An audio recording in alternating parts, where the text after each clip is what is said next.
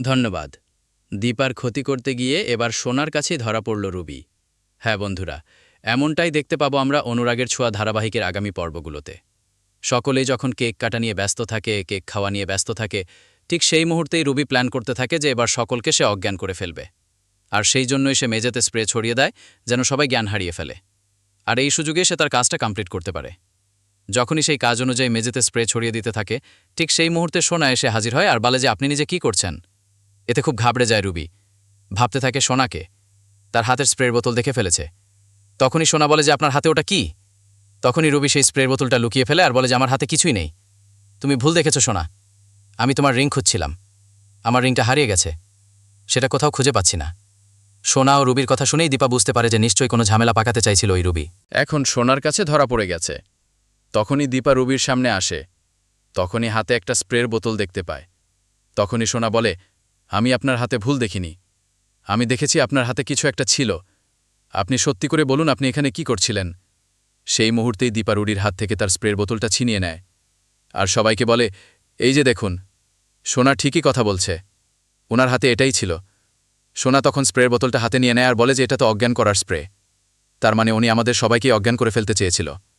অপরদিকে ঘাবড়ে যায় সে, এখন কি করবে কিছুই বুঝতে পারে না। তখনই দীপা কৌশলে নিজের ফোন থেকে অবিনাশকে ফোন করে। দীপার ফোন পেয়ে অবিনাশ পুলিশ সহ সেনগুপ্ত বাড়িতে প্রবেশ করে। সেনগুপ্ত বাড়িতে পুলিশ দেখে ঘাবড়ে যায় রুবি। সেখান থেকে পালিয়ে যেতে চাইলে ঠিক সেই মুহূর্তে কৃষ্ণ ও অবিনাশ রুডিকে ধরে ফেলে।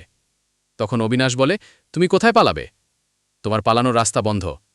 কেউ কিছুই বুঝতে পারে না আসলে এই জ্বর থেকে কেন সবাই এরকমভাবে ধরে রাখছে। ডরথি আসলে কে? যখনই সেনগুপ্ত বাড়িতে অবিনাশকে দেখে তখনই সূর্য বলে, দীপা আসেনি আপনার সাথে? তখনই অবিনাশ বলে, আপনার বাবা দীপাকে বলেছিল দীপা যেন কখন আর এই বাড়িতে না আসে, আপনার কাছে যেন ওর মুখও না দেখায়, তাই দীপা এখানে আসেনি, তাই আপনাকে ওর মুখটাও দেখায়নি।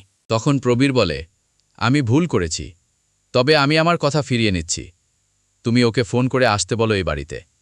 ঠিক সেই মুহূর্তে দীপা নিজের ঘমটা খুলে আর বলে যে তার কোনো দরকার নেই, আমি শুরু থেকেই এই বাড়িতেই ছিলাম। তবে বাবা, আমি কিন্তু আমার কথা অমান্য করিনি, আমি কিন্তু আমার মুখ ডাক্তারবাবুকে দেখাইনি। সকলের কথা শুনে এই সোনা বুঝতে পারে যে তার মানে ওই ছদ্মবেশীটাই হলো রুডি।